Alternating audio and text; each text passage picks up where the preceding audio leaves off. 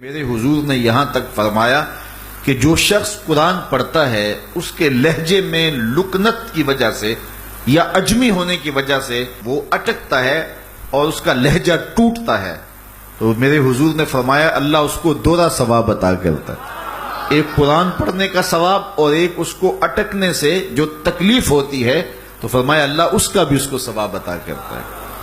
اور فرمایا یہ وہ پاکیزہ کتاب ہے کہ اگر تمہارا رب سے باتیں کرنے کو جی چاہے تو قرآن کھول کے بیٹھ جاؤ، یہ رب سے ہم کلام ہونا ہے، یہ اپنے رب سے گفتگو کرنی ہے۔ میرے حضور نے فرمایا کہ قرآن اللہ کی وہ لٹکتی ہوئی رسی ہے جس کا ایک سرا تمہارے ہاتھ میں ہے، دوسرا سرا تمہارے رب کے ہاتھ میں۔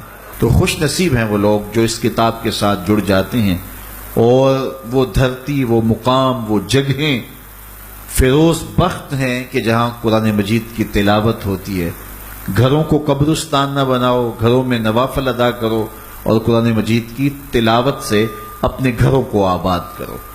اگر گھر میں روزانہ کی بنیاد پہ قرآن مجید کی تلاوت کا معمول بن جائے تو پھر کوئی جن، کوئی بھوت، کوئی آسیب اور کوئی بدروح آپ کو تنگ نہیں کر سکتی۔ جہاں قرآن کی تلاوت تسلسل کے ساتھ ہوتی ہوگی وہاں جن نہیں ہوگا، وہاں ٹونے نہیں ہوں گے، وہاں جادو نہیں ہوگا، وہاں سایہ نہیں ہوگا، وہاں رحمت الہی کا سائبان تان دیا جائے گا۔ جہاں قرآن پڑھا جائے وہاں نزول باران ہوتا ہے، رحمتوں کی برسات ہوتی ہے۔ اور پھر اگر یہ جگہ اللہ کا گھر ہو، مسجد ہو، تو پھر تو دوہری برکت ہو جائے گی نا۔ وہ میاں صاحب نے کہا تھا نا کہ دودھ اندر جے کھنڈ رلائیے تے مزہ ہو جاوے دونا، کہ دودھ خود بھی میٹھا ہوتا ہے، اس کے اندر اگر چینی بھی شامل کر لی جائے۔ یہ روشنیوں کا منبع ہے، یہ مصدر ہے اجالوں کا۔ اس کتاب سے اتنی روشنیاں پھوٹتی ہیں کہ زندگی کے سارے اندھیرے ختم کیے جا سکتے ہیں۔ یہ طمانیت قلب کا سبب بھی ہے، یہ روح کے اجالوں کا سبب بھی ہے، یہ کتاب زندگی ہے، کتاب حیات ہے۔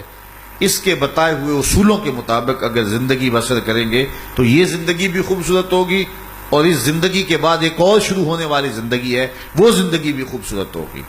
قرآن قبر میں چراغاں کرے گا، قبر میں روشنیاں دے گا، قبر میں اجالا کرے گا۔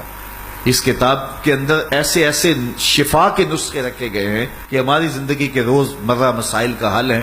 مثال کے طور پہ آج کل ہر بندہ معاشی طور پہ پریشان ہے، تو سورہ واقعہ صرف 3 رکوعوں پر مشتمل ہے۔ اگر یہ معمول زندگی بنا لے تو سورہ واقعہ جہاں ہوگی وہاں نحوستیں اور بے برکتیاں نہیں ہوں گی۔ سورہ یاسین پڑھو گے تو بے پناہ برکتیں اس کے دامن میں رکھی ہوئی ہیں۔ اسی طرح سورہ اخلاص صرف 3 مرتبہ پڑھیں گے تو پورے قرآن پڑھنے کا ثواب نصیب کر دیا جائے گا۔ ایک شخص حضور کی خدمت میں حاضر ہوا اور اس نے حضور سے کہا کثیر العیال ہوں، ذرائع آمدنی بہت تھوڑے ہیں، تو میرے لیے کوئی دعا کیجئے، کوئی مجھے نسخہ بتائیے۔ تو آقا کریم نے اس کو جو نسخہ بتایا سنا۔ فرمایا جب گھر جائے تو گھر والوں کو السلام علیکم کہہ دیا کرو۔ یہ کتنا سوکھا نسخہ ہے اور کتنا اچھا وظیفہ ہے، گھر والے بھی خوش، اللہ رسول بھی خوش۔ اس کے بعد 1 مرتبہ سورہ اخلاص پڑھ لیا کرو۔ غربت توڑ نسخہ، جب بھی گھر جاؤ السلام علیکم، اس کے بعد 1 مرتبہ سورہ اخلاص۔ اور میرے حضور نے فرمایا کبھی ایسا ہو کہ تو گھر جائے، گھر میں کوئی بھی موجود نہ ہو، تو فرمایا عمل چھوڑنا نہیں، فسلم علیہ، پھر مجھے سلام کہہ دینا۔